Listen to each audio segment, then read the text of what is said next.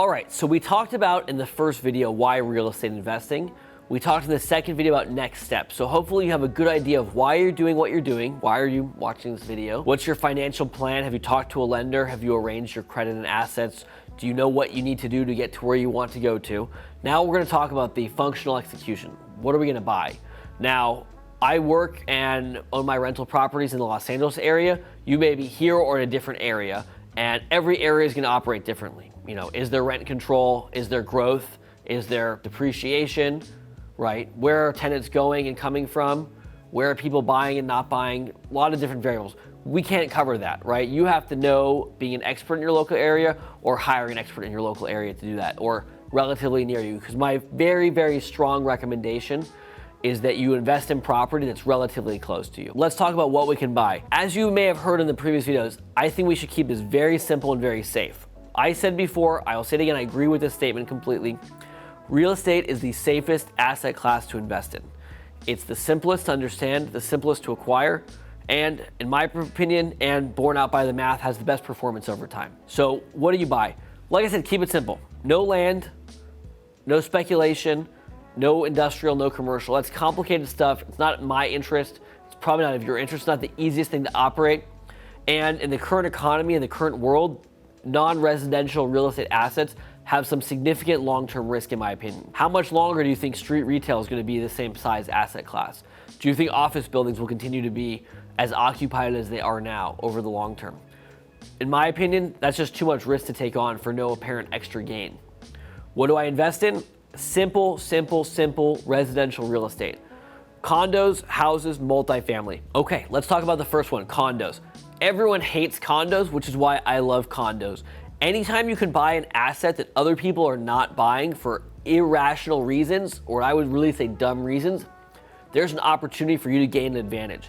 Why do I like condos? Well, at least in the LA area, condos tend to be a lot newer, 30, 40 years newer than your average single family or multifamily property, which is a significant benefit. Number two, I love condos in a big complex with amenities because tenants love that and they pay more for that. And you don't necessarily pay a lot more for those properties. I can own a condo with a pool, playground, security, on-site management, or I could own a house with none of those things. What do you think my tenants are gonna prefer? Condos can be in more expensive or developed areas compared to homes, giving you higher rental values. And the best thing is, remember, we're looking at cash flow, right? We do care about equity in the long term, but on the purchase side, we wanna worry about cash flow. I can buy income for much cheaper, sometimes half as much, with a condo versus a house. If I can buy a condo that, let's say, rents for $2,000 a month for $400,000, that's a better deal than buying a house that rents for $2,500 a month for $600,000, right? I'm paying 50% more and getting 25% more in rent. That's not how I'm gonna get to the cash flow I need to get to. Now, I'll mention very briefly HOAs. I have done a lot of speaking and talking about HOAs you can find online. HOAs are generally a good thing for you. Yes, they have problems, but someone else is managing your property, dealing with the plumber, dealing with the gardener, dealing with the common areas, the driveway, the sewer line, the roofs, the electrical. That's all owned by someone else or partially by you. I find the HOA to be a great deal. It makes my life easier and I'm able to get those properties that I really love. Now, I don't only buy condos and I don't only recommend condos. I also like houses. Why houses? Houses come with land. Now, the big downside for condos is you don't really own the land. You may own, 1/168th of a 4-acre parcel. Well, what does that mean, right?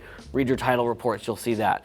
But with a house, I actually own the land, which means I can do two really important things. Number one, I can improve the exterior of the house. That is, I can remodel the exterior of the house, I can reface the house, I can re-roof it to increase the curb appeal, I can landscape it to increase the curb appeal. All of these things will increase my rental value. Now, quite simply, that means I can add a bedroom and a bathroom, something easy like that.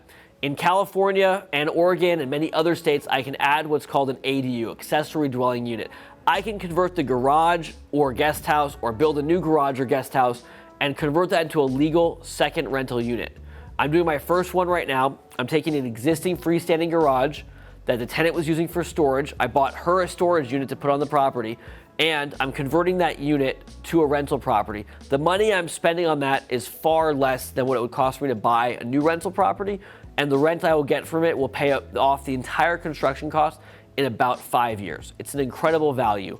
So I can do that because I own that land. The big downside with houses, in my opinion, is twofold. Number one, if that roof goes, that sewer line goes, you own the whole thing and you have to offset a whole sewer line, a whole roof, a whole major issue off just one tenant's rent. The second big downside to houses is that rent to price ratio that I mentioned before. You are just not going to get the same quality rent to price ratio as you would with a condo or with multifamily. However, if you add an ADU, you're kind of converting it to a multifamily anyways, you may actually increase that price to rent ratio to a really good number for you. Depends on your area and what you can build. The last asset class I'll talk about is multifamily. Now, 1 to 4 unit multifamily is going to stay with that attractive residential financing. I really want you to focus on staying with 1 to 4 because when you get residential financing, you get a much lower down payment and a much better interest rate over a longer term. When you go to commercial, which is 5 units and up, or any property that has a non-residential usage, you're going to have higher rates, higher down payments, and shorter terms, which means your loan may come due in 5 or 7 years versus a 30-year you can get on a residential property. Now, with commercial properties, when you talk about down payment, if you double the down payment to get a commercial property, you're literally buying half as many properties as you could. Multifamily is great because you really get, in my opinion, in my experience, the highest price to earnings ratio, right? That's a stock term, we'll use it for real estate. We're gonna get the best price divided by rental income ratio on a multifamily. What's the downside? With multifamily, you're getting more people living under one roof or on one lot, and you're gonna have to deal with a lot of interpersonal tenant issues. So you have to sort of be the police sometimes for your tenants. Same as the house, you own the whole thing. That roof goes, that sewer line goes, the driveway needs to be done, the gate breaks, you're replacing all of that. However, instead of replacing that based on the income from one tenant, you're replacing it based on 2, 3, or 4 tenants, or maybe even more. At the end of the day, I think you should buy whatever fits your model, right? Do you like the area? Do you like the direction of the area? Do you like that price to earning ratio, right? Is this property gonna spit off enough cash flow for you to help you get to your goal, right? If your goal is $10,000 a month and this is gonna give you $500 a month of that, is this property 1/20th of your portfolio, right? Is it worth that investiture of yours to do it? So take a good hard look, make sure you understand. The more you do this, the more you're gonna be able to look at a property and say, that fits my model, I'm gonna go for it. So learn your model, learn the math, we'll cover that on the next video, figure out what makes the most sense for you, and then execute.